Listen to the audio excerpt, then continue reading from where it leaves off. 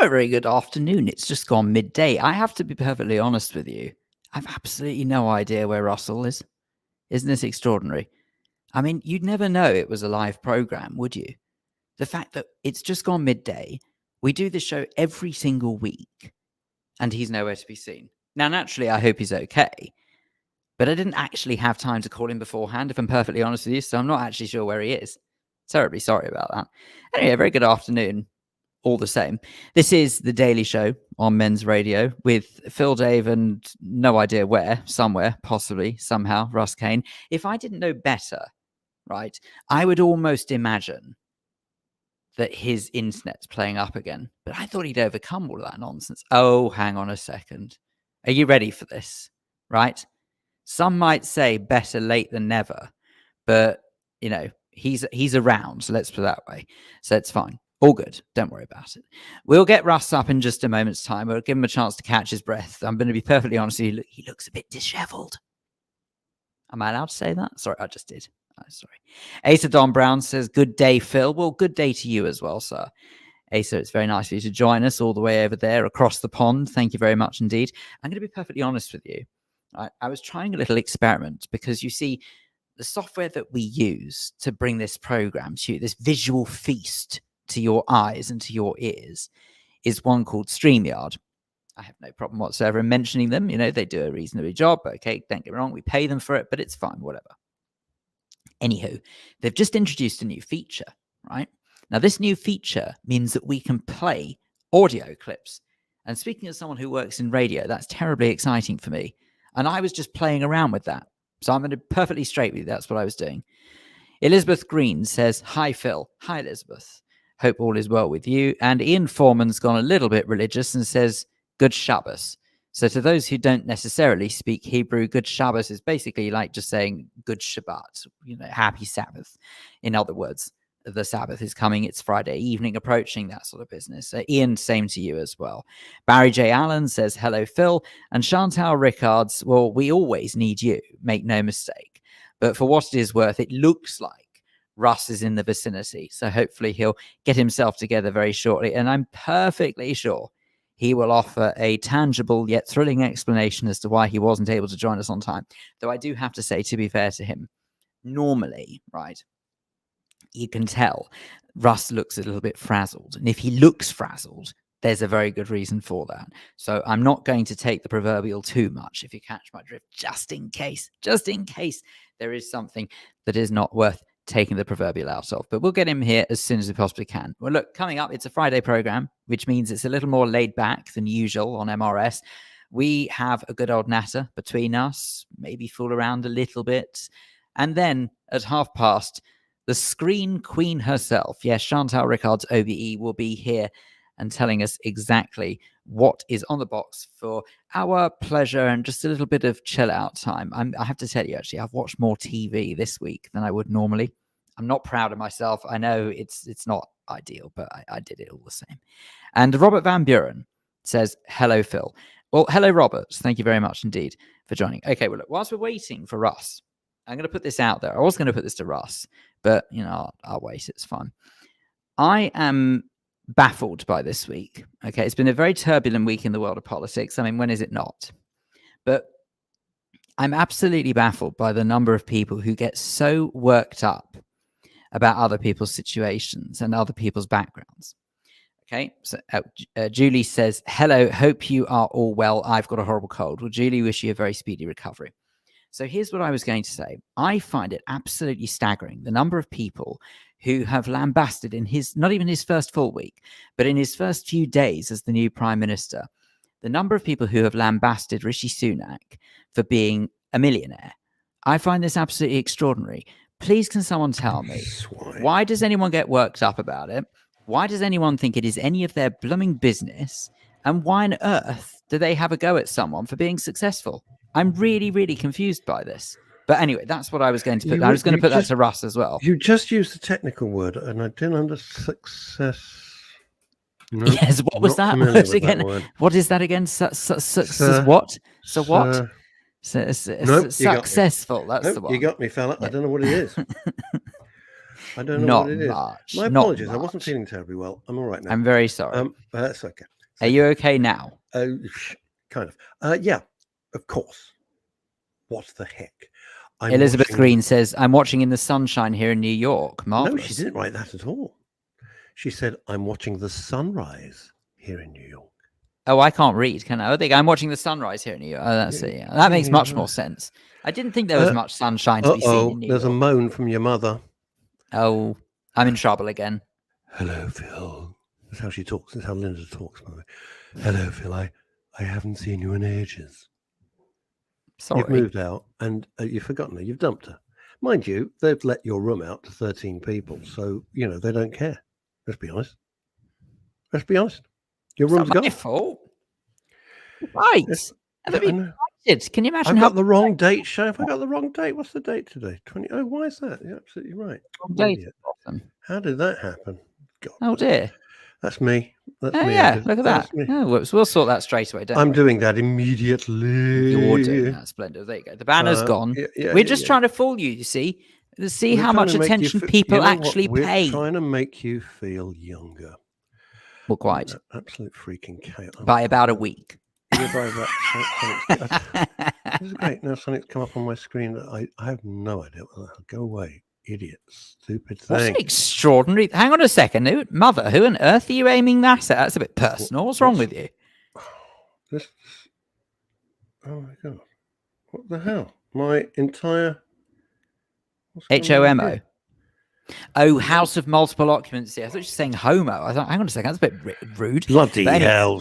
No. She's saying house of multiple occupancy. Stop it. That's really cracked me up. Can I just say, first and foremost, the acronym you're looking for is HMO, which is what threw me. You don't have the O in an of. I'm trying to find the blooming thing again. Where are we? Keep talking. I don't know. I am, but you keep talking over me. But thank you. I was going to say that I don't understand. Right, so first and foremost, within an acronym, you never put the of or the in. So whenever you see sort of like the Bank of England, you wouldn't say BOE, you'd say BE or B of E, would you? Because you don't put the of or the. So when it's a house of multiple occupancy, it's known as an HMO. It's not a house. It's not an HOMO. Probably for the very reason that I mistook what you were saying. Let me know when I can speak again. All yours. Anyway, thank you. Asa Don Brown says, thank you for the clarification. I can't believe What's wrong with you? Linda, Dave. No, because she's saying house of multiple occupancy. That's the acronym. But is she? Is she, Phil? Is she? Mm-hmm. God. Phil has done me the world's hugest favor this week. He's been. I really haven't. And by the way, thank you again for brunch the other day. Oh, stop it. Hey, Phil, I'm still getting over Linda's now going to be sitting there smacking her head against the wall going, what the hell did I just do? I promise you she won't. She doesn't probably know what that means. Well, it's possible. Yeah, no, Phil did me the most enormous favor, and I'm very, very grateful. He is a technical genius, and I'm saying it absolutely publicly. And then I said, the least I can do is take you out for lunch brunch afterwards, because we've been working for hours on a particular thing.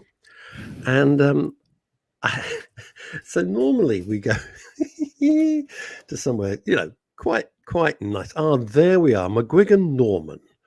Good. The reason I'm reading this out that afternoon, I've managed to find you live. This is somebody who came to our. You look quite scary like that, actually. Who came to our event, the Luther Blissett fabulous event at Watford at the Pump House Theatre. Wait, you were in Watford and you didn't tell me?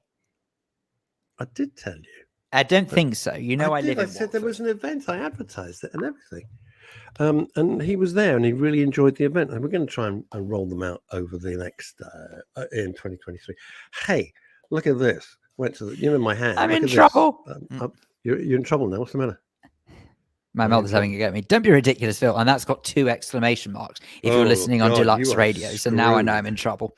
At least you didn't put it in capital letters. Rude. This is nice. This is the new thing that I've got from look at that. The hospital yesterday. Yeah.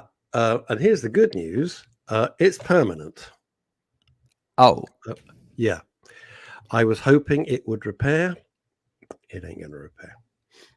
Oh, good It's Lord. not going to repair. I know that was yesterday's kick in the teeth. Good job it wasn't a kick in the hand. Oh, do you know what? And Leslie Demise is the same. We talk about it a lot. When I fell over, it's made me so... I don't get nervous. I'm not a nervous person, as you may have gathered. And it's made me so nervous for walking around and walking downstairs, because this has just caused havoc. And I do hours and hours every day of exercises when if I'm watching TV or I'm sitting there. I've got special sort of plasticine and all sorts of stuff. This isn't going to fix. So anyway, you just have to say, that's what life's dealt me. So there we are. You're in such trouble with your mum. And there we are. Barry Stickings. Oh, hello, Barry. Hello, Barry. We like you a lot. We hope you're well. Have a good show, guys. Oh, look at that. Barry's got a photo of himself with His Majesty in there. That's good. Yeah. Barry Stickings is an amazing fellow. We have known each other since Capital days. Good Lord. Didn't realise he was that old. Well, yeah, I know. Well, McGuigan Norman. Is that actually the right way around? It's like people call me Dave. I know it's the same way people call me. No, I know, but it's the same way people call me Dave Phil, because they think that Phil's the surname. That's why one of the reasons I actually shortened it from Philip is because I was getting so sick of people thinking that was the surname, but it still doesn't work. All right, no, Dave Phil. No, you can call me Phil if you'd rather. Why'd you call me Dave? Dave. Do you remember that scene with Trigger? I know. So who's and I love it, and then he just says, "Well, who's Dave then?" It's just like brilliant. The broom. I've had this broom. There's the broom scene in the pub. You know the broom scene. I do. Got a lot of stick. Just wonderful. Oh, so anyway, McGuigan Norman. One would assume Norman McGuigan. Is it but we'll work on it. Is it McGuigan? It's McGuigan. Yeah, his name must be Norman. Fabulous event. The key message was drop the stigma. Yeah. You pick it up again afterwards. Well done to all involved. Lawrence Fox, awesome job. Lauren Fox. Get some glasses. Lauren Fox. Oh, I was going to say it shouldn't be Lawrence Fox. That's not something I associate at all. I wouldn't ever say awesome job and Lawrence Fox in the same sentence. I highly doubt that. Allegedly, I've met. You see, here's the thing. I used to chit chat with Lawrence Fox on Twitter most days. A lot.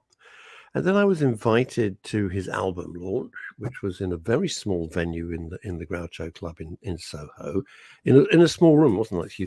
And we were chatting, and he couldn't have been nicer. And then suddenly, I thought, well, he's a lovely guy. And then suddenly, boom, all of this. I would love to get him on the show. Let me put it this way, okay? Lawrence Fox, just for the record, is obviously not here to answer himself, but let me just say very clearly, I don't disagree with a lot of what he says. I probably disagree with the way he puts it across. That's the problem. It's a bit harsh, isn't it? So anyway, a little bit on the old harsh. No, because unfortunately that doesn't help people. You don't win people around. This is the argument I have with the left as well. You don't win people around by being or coming across as aggressive. Now, that's not to say that Lawrence Fox himself is aggressive, but when anyone of whatever side puts across an aggressive argument or an aggressive retort to something someone has said, that unfortunately doesn't do anything to win people over to that side of thinking. And that's my argument. There's chaos in America going on at the moment with the left. I mean, absolute chaos. Well, quite. For starters, they've introduced a poor perishing pensioner as their president. But anyway, there's a thing about cruelty to animals, to anybody. There's a thing about cruelty, and let me run this by you, because I don't think you're familiar with the background. I'll try and keep it as brief as I possibly can. You know that the next month is the American midterms. A lot of our viewers and listeners there's not very much to be familiar with, is there really? It is a bit like my mind today. It is blank and uninteresting. Your background. Oh, I thought you were going to say clinical, but yes. My mind is rarely clinical, as I finally fall to But anyway, sorry, American midterms coming up. Yeah, the American midterms are coming up, and I think Biden and his gang are going to get their arse handed to them. That's my own personal opinion, but it does depend on how people deal with Wade versus Roe. We won't get into the whole thing. It's it's hours and hours of debate. And that's not what we're here to do, particularly today. We could do it another time. if you want. But I am fascinated by American politics because when America sneezes, Britain catches a cold, as they always say. So they've got, God, there were two huge debates. And, they do these televised debates on TV, bringing with the candidates. We've now started to do that over here, but it was always an American thing. Always an American thing. One of the reasons that Nixon ratings went down because he had I'm serious, had 5 o'clock shadow. People thought he looked untrustworthy. They weren't wrong. Anyway, but so one is to be governor of New York State, to be governor, and there's a Democrat woman.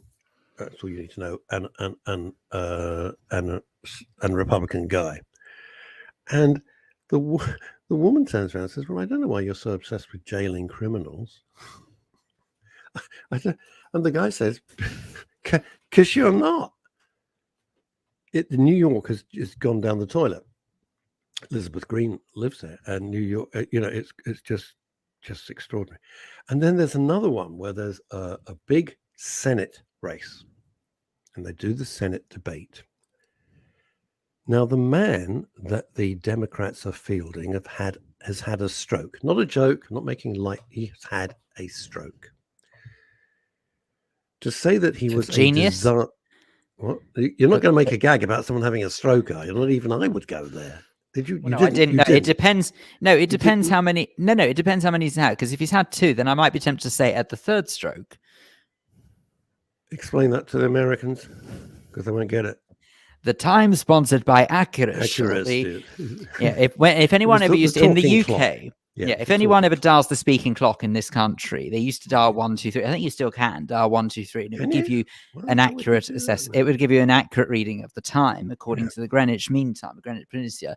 Anyway, so the speaking clock always used to be sponsored by Accurus. Now they don't have Accurus haven't sponsored it for years now, but what they do is if you phone up 1, 2, 3, it says the time from British Telecom will be, and that's what they say the time is. So I just sort of used to sort of joke around a little bit and sort of say that when anyone has sort of got to having had potentially 2 strokes, I just said the 3rd stroke, because that's what they used to start the speaking clock. They say at the 3rd stroke, the time from BT will be. The time from BT will be 12, 17, and 50 seconds. There you go. You see? At the third stroke, the time from BT will be. For some ridiculous reason, they've got some Scottish chap doing it now. But the bloke who used to do the speaking clock made me sound so common. I had a lot of respect for him. Yeah, his voice was fantastic. Absolutely superb. At the 3rd stroke, the time sponsored by Accurus shall be. No, that just sounds like you sounding silly. That does not sound like. It does not sound like silly. That's exactly what it was. He was very well received. It sounds like you putting on a silly voice. Anyway, can we go back to my story? I used to be the speaking clock. You're very, very close. Just take out the letter L, and that would be you. Now. That's a speaking cock. I've amused myself. I shouldn't have done it. I've amused myself. All right. So they put up a candidate who's had a stroke. The debate. Jesus Christ. The debate was a disaster. The debate was an absolute disaster. The guy couldn't string a sentence together. And all the Democrats are going, yes, he did really, really well. It was awful. Now, in all fairness, the Republican candidate who could have ripped him to pieces didn't. And he took his foot off the gas, so to speak. All right. Naturally, the social media and the Republicans said, this is ridiculous, and went for this guy who's running for office. And by the way, they covered up the fact that he'd had a stroke for ages and ages and ages. And who's cruel here? The Democrats obviously say, oh, the Republicans are disgusting for even commenting. How can you comment the man's had a stroke? Or if you know someone has been so ill and you put them forward onto a national televised debate knowing he can't function properly, isn't that rather crueler? You say that, but it's never stopped them with Biden. So, well, that's exactly my next point.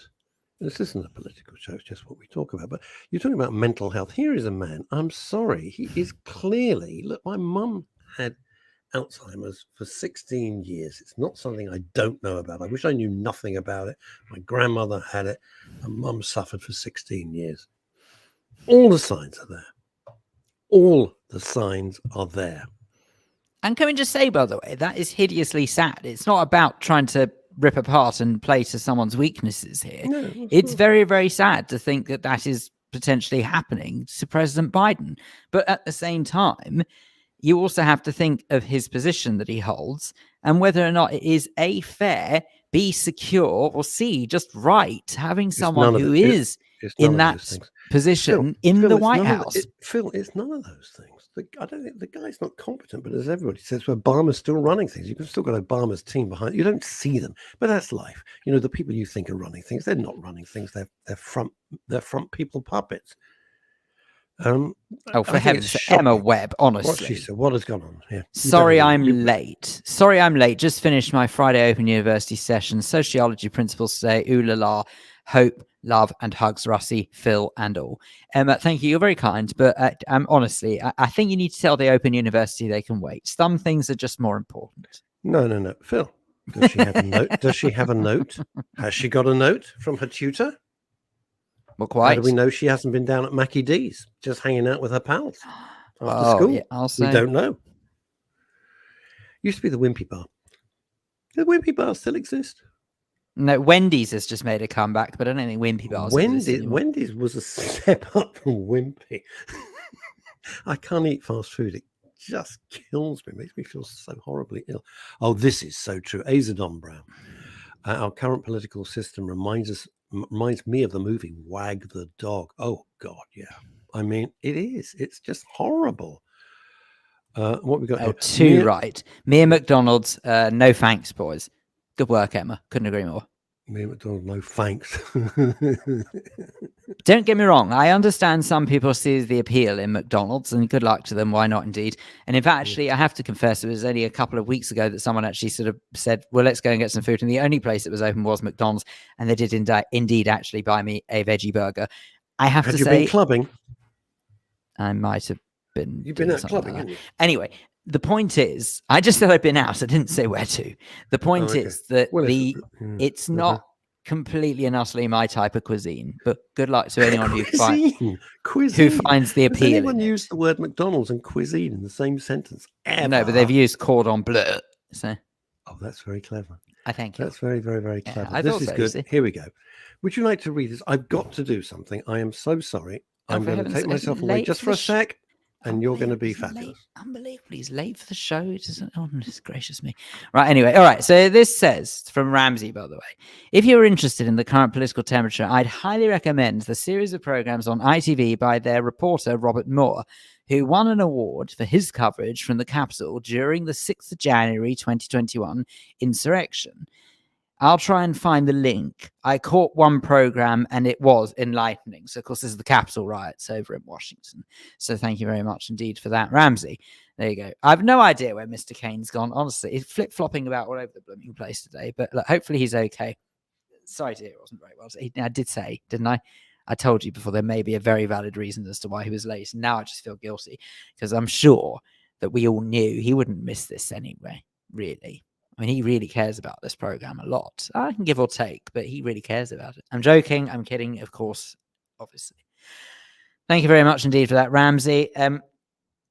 Emma says, McDonald's and Subways are like school playgrounds I avoid, and Starbucks give me a stylish place with good clientele. Sorry. He. Don't know whether or not the he was that necessary, but thanks. Elizabeth Green, be nice, Phil. Elizabeth, what a suggestion. I'm always nice. How could you possibly say otherwise? Phil is the nicest man on the planet. It's true. You haven't met many people then, have you? But anyway. I have become a recluse, basically. Have you? I've just kind of recluse. Anyway, we didn't answer the question. What do you think is crueler? Oh, yes. What do you think is crueler? What do you think is crueler? Fielding somebody that you know is going to be made absolute mincemeat of because he's ill, It's just you can't have it both ways. Well, Anyway, one would suggest there's wrong and wrong on both sides, Frank. of Oh course. my goodness me! Look, Francois Pascal. Oh, I Mwah. see, Francois. So nice to see you here, Phil. Well, it's Phil, lovely to hear from you there's as a well. word. Is that the full sentence that she wrote? Is that the full thing she wrote? So Oh, nice message to see 2. you What's here. Russ doing here? Phil. I never liked her. She was never that hot. She was Look, never who- that hot. just be my honest. language. Who can resist this little chuchy face? That's the problem, you see. Yeah. Get them all everybody, flocking. Everybody. I said flocking, calm down. Most of London, to be perfectly honest with you, seems to be. Yeah, Oh, there you God, go. You thank see, God. completely unprompted. Francois Thank Pascal God. comes back and says, "Love you, Russ Kane." Although Oh, curiously, she hasn't spelt love properly. She spelt it that with a means colon. more. Yeah, So because she's if put you put she's put colon, of you, yes, Russ Kane. that Maybe means she's more. over you. It was a thing. We had our time. You know. I said, look, Ships you're one of that the pass hottest in the You're one night. of the hottest actresses ever to grace a British screen, baby. But I'm moving on. Yeah, I told her. Yeah, I told her. Francois, told when her are we straight. going out again? Because that was great fun that What do you day. mean you're going out? What?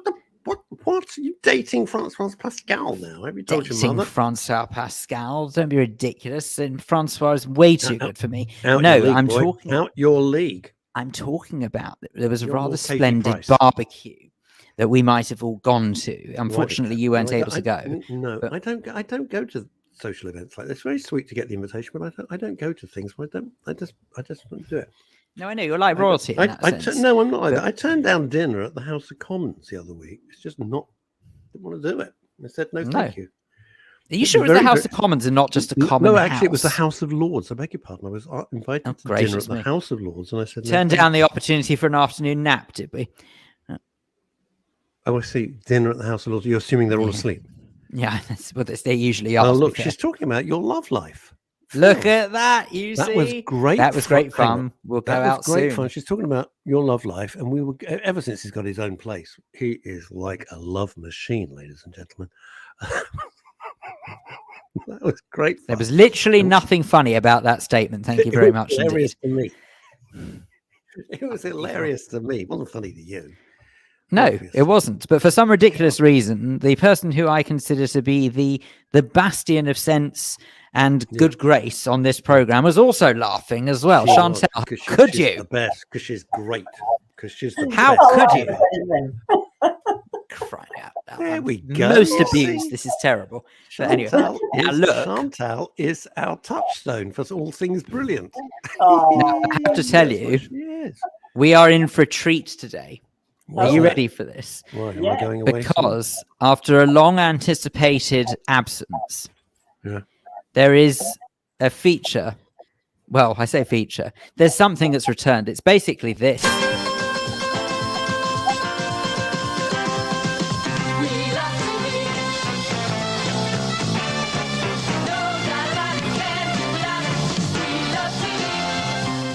Yes, absolutely. I found a new feature on StreamYard, you see, and I'm delighted to say that I managed to put the music back in. Oh, there's this thing, yeah, they keep making our software system a little bit more and more sophisticated. Yes. When they say not make a bloke look like death warmed up, then I'll be interested. Oh, that's a very simple remedy. There we go. Anyway, Chantal, right? well, to be here and nice to have the music back. I know, right? Happy days. It's always good to play music that we don't have the Monday, copyright Tuesday, happy days. It's all right. Nobody's listening. They'll never find out. to. Ouch. What a suggestion. Well, Ofcom, I mean, or whoever it is. No, well, quite, yes. PRS. Are we governed by No. Ofcom, technically? No, I we're suppose not. we are. We're not governed. Well, I by suppose that. we are if we're on Deluxe. Yeah, but that's David. That's David Wimble's problem. I just go, David Wimble. Never heard of him. What is Deluxe Radio? Well, they were The taking Wimble of our Wimbledon. Yeah, I know. We got David and I. Lots of interesting stuff for 2023. Hopefully, Now, Chantal. yes. Chantal. How are you? How are you both? You both seem very giddy, although I'm worried about Russ. I tell you why. I tell you when I'll explain how my life feels at the moment, and especially today. And I've been thinking about this. when I was packed off to boarding school, we'd have trips on what they call field day and stuff. And of course, the boarding house took us to Box Hill, a place I'd never heard of and never visited since I was very, very little. And we climbed up Box Hill and they made us do all sorts of horrendous exercises and games because they were sadistic swines. It'd be better than the exercise on Hampstead Heath, I'd suggest. Yeah, well, I wasn't suggesting we were all George Michael, but anyway, moving on. And there were no motorcycle helmets involved whatsoever. So I started. I can't believe a police officer would stoop so low. Probably, who knows? God only knows. They'll take their epaulets off. And coming down Box Hill, you start to run, and you have no control. You're running, and because it's what it is when you're like 9, 10 years old, and you're running and you can't stop, and that's how life feels. That's how today feels. It's quite bizarre. There we are. It's only 12:30. It may be in your head. Oh. Right. TV wise. Clearly on another time zone. Well, actually, Chantal, am I allowed to start off by just saying very quickly, because I feel like I have to shoehorn this one in very quickly before we get engrossed into too much serious stuff. There is a program that is currently on Netflix. It's been available for quite a few months now, but apparently it's ending in the availability is ending in a couple of weeks. They've probably lost the license to it. And it is Paul Hollywood Eats Japan. Okay, he doesn't literally eat Japan. It's a bit rude. He doesn't literally eat Japan, but what he does, he goes around Japan on a 3-week tour. It's broken up into 3 programs. Goes around Japan, trying all of these different styles of restaurants and kind of just educates himself on Japanese culture because he's never been there before this program was recorded. And honestly, I was super cynical because I'm lucky enough to say I have been to Japan and I flaming love that country and I can't wait to go back there again. However, I was a bit cynical. I thought you were banned. I thought you were banned from entering anywhere in Southeast Asia. That's just what I heard. Well, that's just what I heard. Maybe I'm wrong. I could be wrong. We'll get fact checkers on it. Well, quite. Anyhow, what happens is he goes around different parts of Japan, basically trying the different cuisine and learning about the culture. It's done in it's actually originally made for Channel 4. So it's done in a kind of tabloidy kind of way that you would expect Channel 4 to do a program that's not quite as serious as if it was a BBC documentary, not quite as refined if it was an ITV program. It's very Channel 4 in its style. You know, they sort of throw in the occasional graphics here and there to make it a bit cartoon-like. And frankly, pander to a bit, well, I'm not entirely sure who they're trying to pander to, but God knows it's not to an... Are they using like anime style? It's bits and pieces like that. But anyway, if you ignore all of that, genuinely quite a fascinating program. And I think you've only got about 2 weeks left on Netflix even to watch it. So I do recommend it. Okay. Well, I'm a great fan of Paul Hollywood. I think I gave him the first ever full TV series that he fronted as the main presenter was a show that I commissioned for him in probably 2000. So that's a very long time ago. Good Lord. Yeah, a long time ago. Yesterday. And I sent him to the It's a terrible shame I didn't know you when you commissioned things back in the day, but never mind. We'll worry about that afterwards. Nothing. I don't know why we still speak. Tell me something. I've got a question. I'm sure lots of people say, how does somebody like a Paul Hollywood, a guy who's a cook, or let's just call him a chef or a cook or a baker or whatever, how do they suddenly go from like working in a restaurant in Tooting or whatever it might be, and suddenly they get a TV show? What is the genesis of how that sort of happens? Well, I can tell you how. Well, Paul was a baker in Liverpool. I think he came from a family of bakers in Liverpool. Then he went off to work in Cyprus. Then he was working. Was he born and bred in a bakery and raised in an oven? No. I think his dough improved. Yeah, indeed. And then he fulfilled his needs. Yeah. Well, at the time, he did. But at the time, there was a production company based out of Manchester that was making an enormous amount of cookery programs for the Carlton Food Network, which I later went on to run. But it was before I got there. And they were scouring the north for people that they could put on for their cars. Yeah. And I think that's how Paul originally got picked up, and he got some slots on the Carlton Food Network from memory. James Martin, I'll tell you how James Martin got picked up. Did he do with a bandana. And if I've told this story before, just stop me, because I'm never quite sure who I've told what to. But I was filming Through the Keyhole in Winchester. We'd gone down to film at the home of Alistair Stewart, the news broadcaster. Oh, yeah. And we stayed the night at a place called the Hotel du Vin in Winchester. And we had an incredibly good meal. And Lloyd Grossman and I had shared a bottle of wine. And I did something I don't normally do. And I said to the waiter, please send my compliments to the chef in the kitchen. Because normally it's not for me to say something like that, especially if you're sitting next to somebody like Lloyd Grossman. But it was such an exceptional meal that I said, please go and say thank you to the chef because the food's been fabulous. And then out of the kitchen bounced this young man who I think was only 24 or 25 at the time, in his chef whites with the black and white bandana around his neck, with 3 big balloon wine glasses and a very nice bottle of red wine. And he said, thank you for the compliments. Can I buy you a glass of wine? And the two of us said, yes, please do. So James Martin sat down next to us and we polished off another bottle of red wine. And the following morning, I happened to be talking to a friend who was a television producer who was making a brand new show for Sky, which was a live daily show that Sky was just about to start broadcasting 3 weeks later. And I said, just in case you're looking for any new talent, if you want a chef, I've found the absolutely perfect guy. He's drop dead good looking. His food is to die for. He comes from the north. He's from Yorkshire, except, I'm Lancastrian, but I forgive him that. And I said, he's really articulate. He can talk about food up the wazoo and back again. Go and find this guy, track him down. This is his name. And 3 weeks later, James had his first television series on Sky, on television. Wow.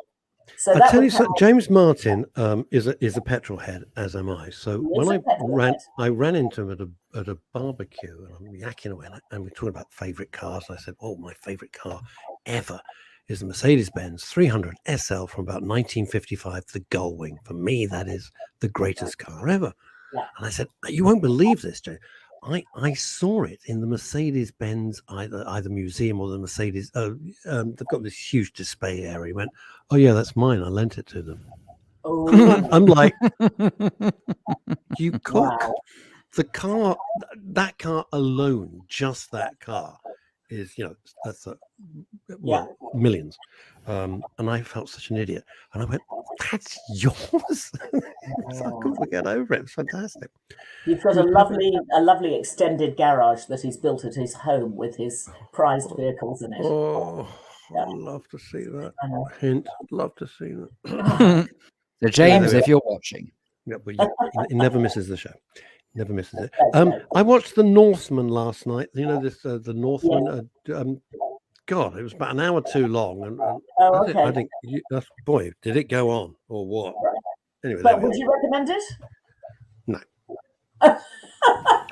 Would I recommend it? It was brilliantly. It was one of those things. It was brilliantly made. Looked incredible. Yeah. Although I didn't. Now, Chantal, you are. I'm going to just say this: a very attractive woman. I'm allowed to say that. You're always a style icon, as well as being one of the top people in television. Move on. And I found out something. Sure is. I found something that I didn't realize watching The Northman, which is in Vikings. It's set in something like 300 AD, right? Maybe. Is that time passes, about a 20-year time passes. So the main protagonist starts off as a little kid, and then he grows into Alexander, I can never pronounce his name, Skarsgård, as the main guy, and everybody looks a lot older, except for the actress playing the mother, Nicole Kidman. And I didn't know, and they've never found it in archaeological sites, that there was Viking Botox. Who knew?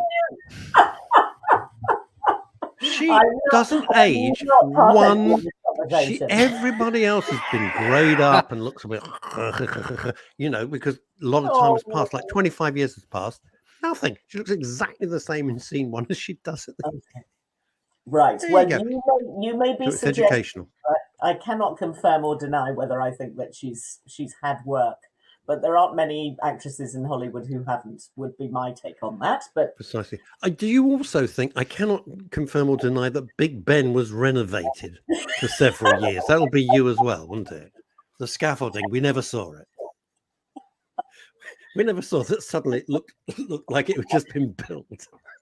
oh dear. I know. I have to say something, because people always think how horrible most Hollywood stars are, and a lot of them are ghastly. And they'd be right. Many years ago, they're absolutely ghastly, as Chantal can attest. But we were producing, I had a production company. We produced the Evening Standard Film Awards. And it was back in the day when the film Babe had just come out. Yes. So there was Kate Winslet. Don't tell me there. the pig was a swine. Yeah, pig was a swine. Yeah. Just came up and said, I thank you. The pig came up and said, "My name's Dean Pack. What are you going to do about it?" Anyway, so Kate Winslet was there. It was a pretty small event considering, what these things are like. And Nicole Kidman was there. And she was leaving. They walked across the ballroom. It was in one of the smaller London hotels. And she turned on her heel, walked all the way across the ball. This is Nicole Kidman, right? Yeah. Comes up and offers her hand and says, I just wanted to say thank you so much for a lovely evening, and shook my hand. She didn't have to do that. She'd never met me before. She's never going to meet me again. And I thought, wow, I've always been a big fan since then. I thought that was such a amazing thing and polite thing to do. Yeah. Who the hell was I? By the way, Russ, let me pick that. You just dropped a big name. Let me pick that up. Okay,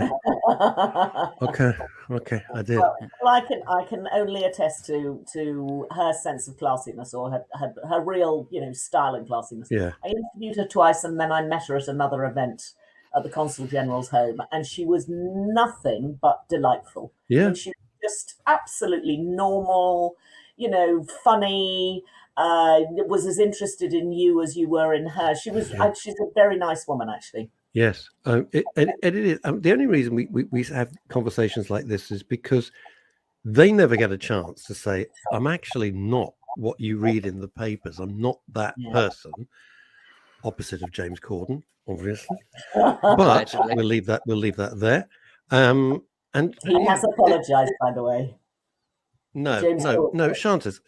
I had a fantastic meeting with, I can't say who. I just won't. Okay. All right. No, the PR company apologized. James Corden has not apologized. I guess you had to be there. Right. Okay. You may be right. But I think he apologized on his show on Monday. But yeah, because it's called, this is a word you wouldn't know, Chantal, having only been in the business for some time. Ratings. Rating. Do you want to write it down? Ratings, yes. No, I'll explain it after the show. I don't want to take up time with my fabulous television knowledge, which is, you've just heard it all. That's it. That's it. Oh, look at this. This is very sweet. This is from Glassy Amanda. This is very sweet. And then Chantal can actually talk about what her expertise. She says, I'll drop a bigger name. I met Al Pacino's been in Chantal's office. He really has. When she told me, I actually sort of went like, that was me. I'll drop a bigger name. I met Al Pacino while staying in Santa Monica. Oh, Santa Monica. Yeah, lovely. He was gracious. You met Santa as well, though. I hadn't read the next line yet. And Monica, which is Pat Sharp's wife. Who knew? He was gracious in having a photo taken, whereas his wife at the time was not happy. Well, you're obviously a threat. Al Pacino. That's why. Glassy, you're obviously a threat. That's the problem. That was it. Obviously, Glassy Amanda's. I don't know what she looks like. Anyway, right. Okay. Stuff to watch out for then. Oh, well, stuff to watch. Well, I was going to talk about film to start with this week, because I went to see probably the most bonkers film I've seen this year. And did you ever watch In Bruges, either of you? With Colin Farrell. Yes, Colin Farrell. And the Brent. Yes. Does this ring a bell? Yeah. They're assassins. Are they assassins? Is that it? Okay. Cult movie came out probably 12 or 15 years ago, written by a guy called Martin McDonagh, who happens to be Phoebe Waller-Bridge's boyfriend, but that's a complete aside. Martin also wrote 3 Billboards in Ebbing, Missouri. I love that film. Loved that film. won an Oscar, I think, in 2019, something like that. I watched it on a plane. It was brilliant. Very, very funny, but very quirky. Well, his latest film is called The Banshees of Inisherin, and it's putting back together Colin Farrell and Brendan Gleeson with another Irish actor who I completely adore, who I met quite a long time ago in LA when he was a relatively young man, who still is a relatively young man, called Barry Keoghan. And the three of them just hold this film together so beautifully. And it's a completely bonkers story. I mean, don't expect normal, because I don't think any of Martin McDonagh's films sort of fall into the normal category. They're very quirky. And this is no different. This is as quirky as the last one, if not more. It's basically the story of Brendan Gleeson, who's a grumpy Irishman. It's 1929, I think. They're on the west coast of Ireland. They live on a little island off the coast. So it's a tiny little village community. Brendan Gleeson is the sort of local musician come writer come clever clogs. And he has his best friend is Colin Farrell, who's the milk farmer. And every day at 2:00 they go to the pub together.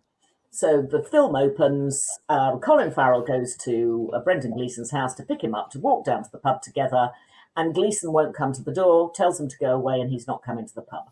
Wow. So you're wondering what the heck's going on.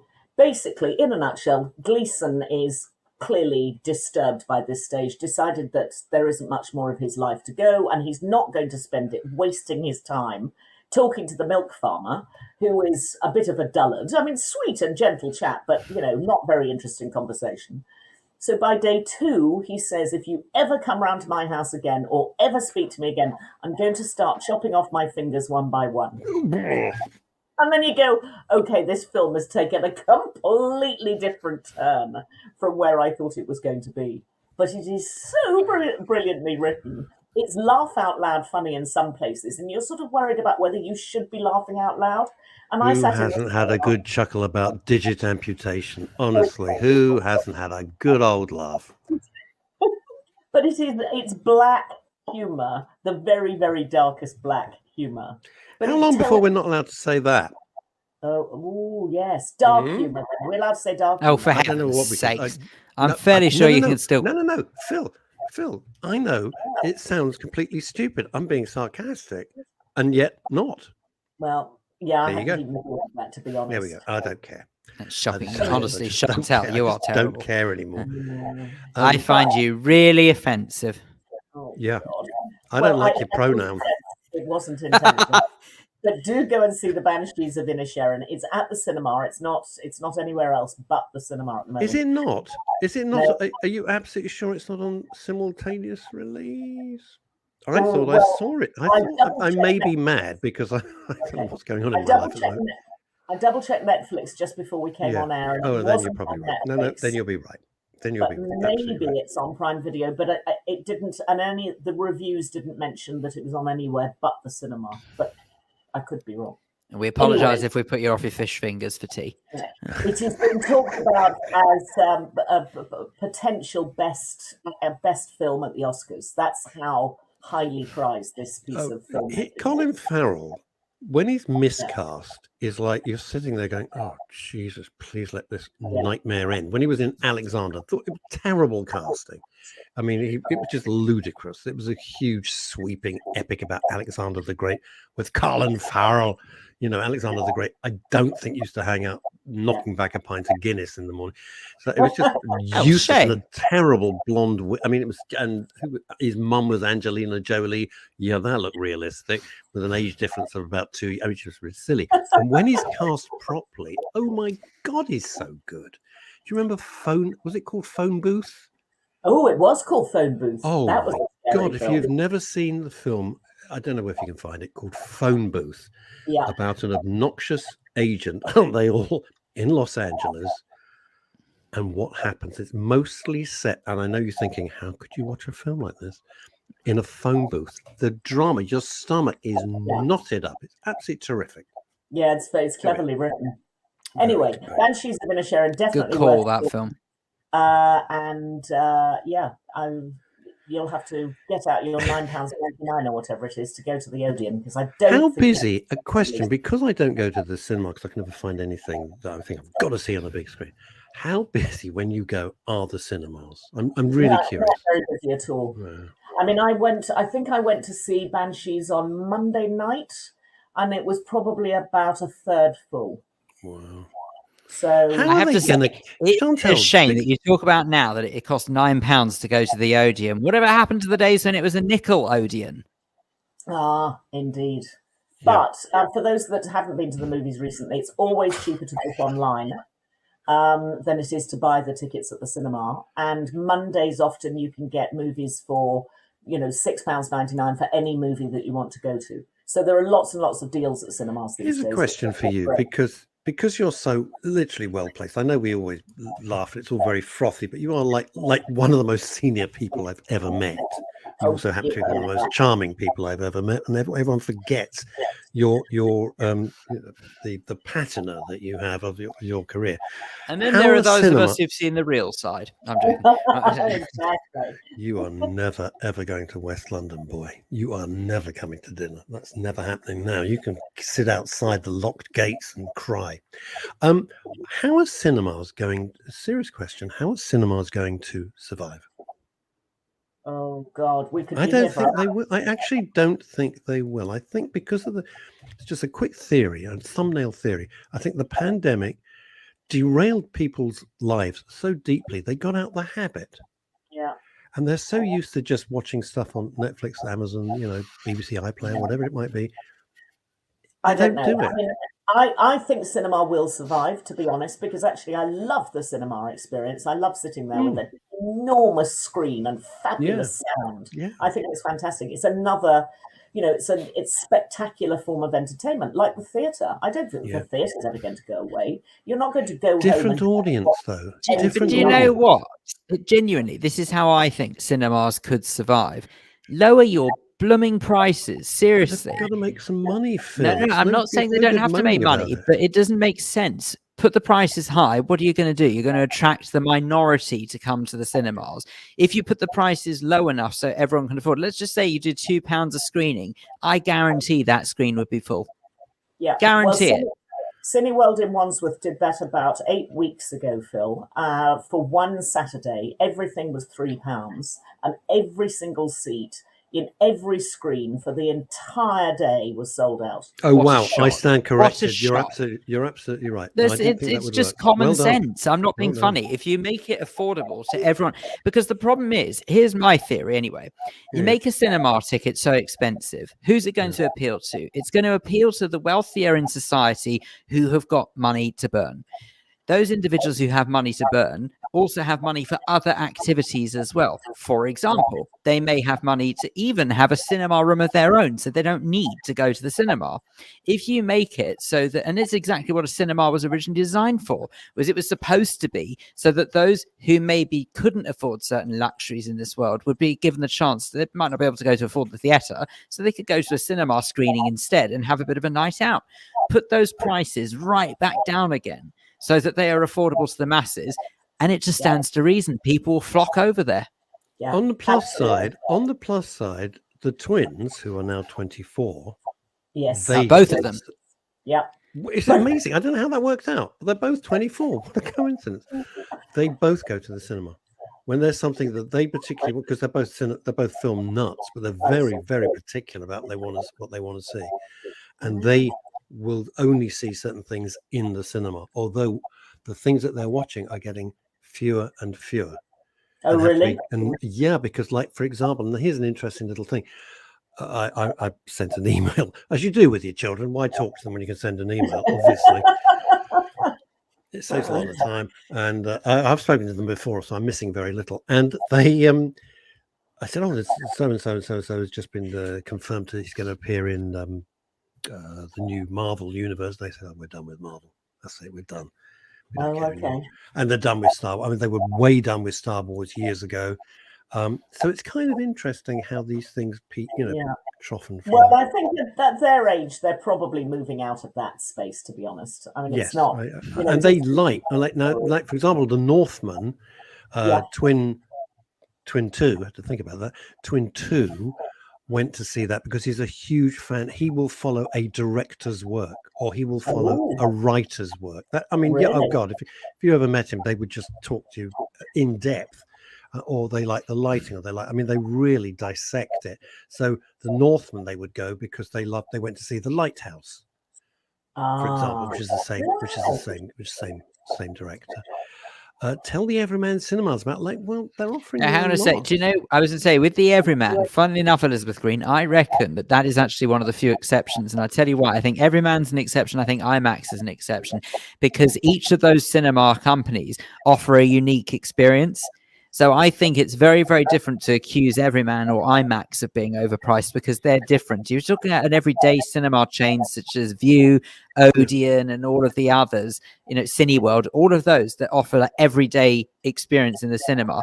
They're the ones that I target that at and say they're just too overpriced. Even if they can't do every single screening, maybe just do one day a week where you drop your prices right down. It's a great idea. Probably find people flocking around. Terrific idea.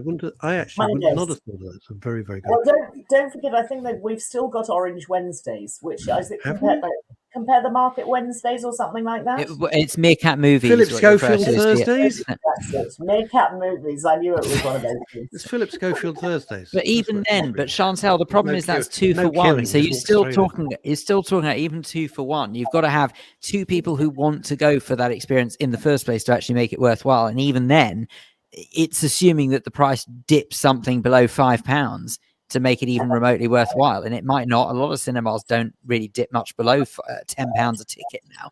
Even if it was a £2 ticket, you've got to spend 27 guineas on pick and mix. I'm just phoning my mortgage broker. I want some of those. Right.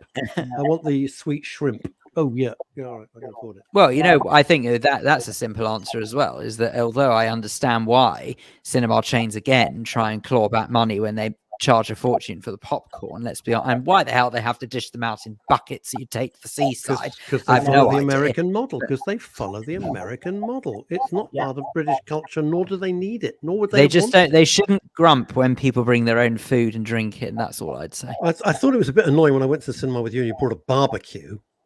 Wow. God almighty. Burger's ready, Russ. Do you like it? Shh, this is a really dramatic part. It's going to be burnt. Do you want it now or not? Ruined it for me. Oh dear. Well, I have now got used to going back into normal cinemas in the UK because I was very spoiled in LA because when we had the BAFTA screenings in Los Angeles, nobody was allowed to eat and you're not allowed to talk and you're not allowed to have your phone on. Actually, it was a perfect viewing sort of experience because there was no crunching and noisy packets and I went to see a play with my mate years ago, just pre-pandemic. I went to see a play written by Gary, and we went down to the coast to see this play to support our mate Gary Wilmot, who'd written it and directed it, I believe, and it was great. And the woman in front of us, I've never known anyone so noisy. This is a theatre, so freaking noisy. So at the end of it, this woman stood up, said, "Oh, it's really good, wasn't it?" Like that. And Hilary O'Neill said, "I don't know, because I couldn't effing hear it." And the whole row applauded. I must admit, I'd be the one to gob off about something like that. If anyone was making a racket and I was trying to be that people kick chairs. Have you ever had that when people just kick chairs behind? It's so British just to sit there and say, "Oh, don't worry, it will soon stop. It's fine.